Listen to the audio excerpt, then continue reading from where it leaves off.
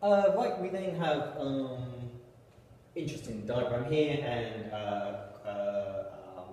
thin layer chromatography plate there. How does it separate it? It separates it from adsorption. So adsorption. RF value for a RF is generally that distance divided by that distance between the baseline and the solver front. So baseline to the middle of the solver, baseline to solver front, and you should end up with that being about 0.2.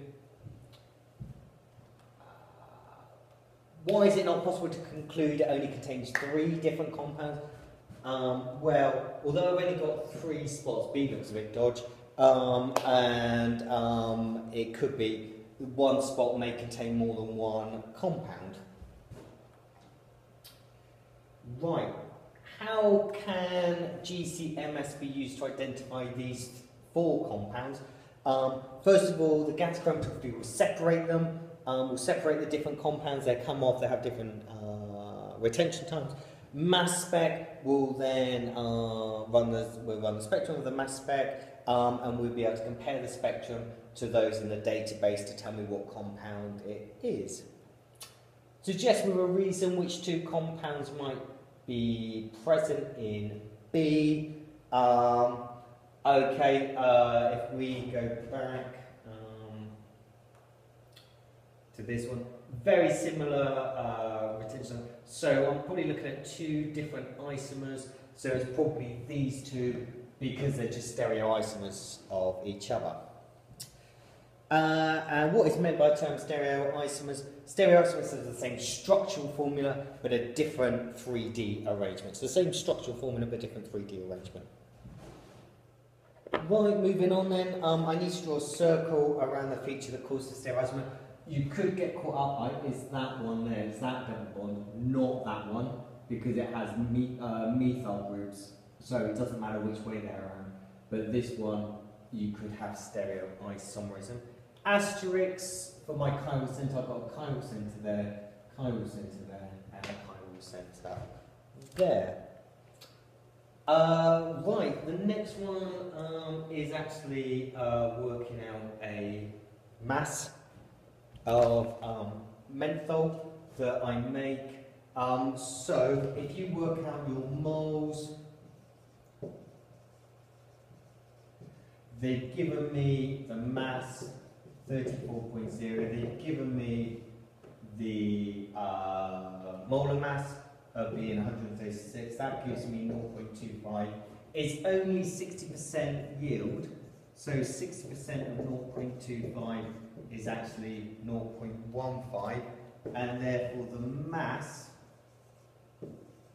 of menthol is 0.25 times the molar mass, which is 156, and that gives me 23.4 grams.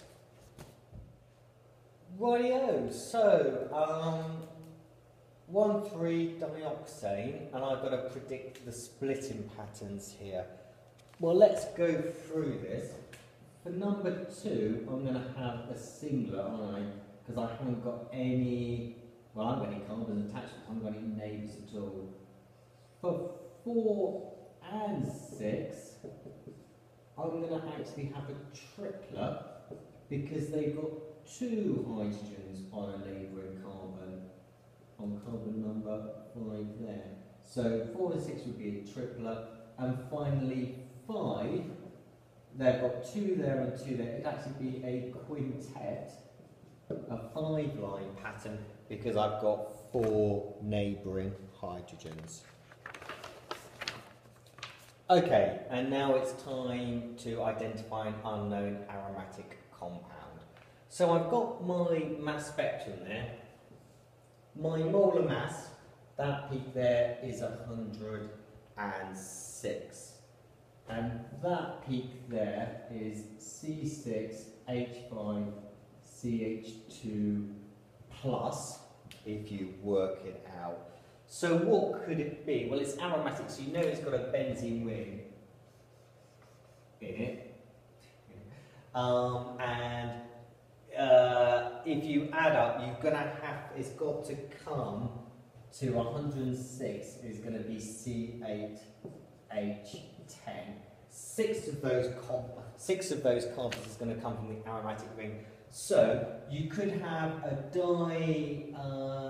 two methyl groups onto your benzene ring. I don't know, for example, like that. Or you could have an ethyl group coming off your benzene ring.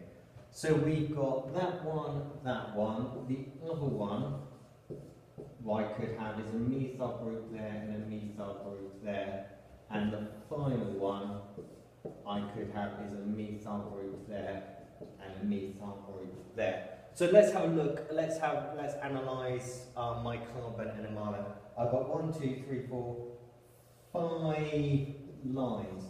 These guys are my carbons in my benzene ring from the chemical shift. These guys are going to be down to the methyl or the ethyl group. So first of all, could it be that one? No, it can't, because that would be 2 carbon atoms around this kind of reason, so it cannot be him, first of all. What about these guys? Well, let's see how many signals I spread. Hopefully you see there's a mirror plane there. So those two are the same, so that makes sense there.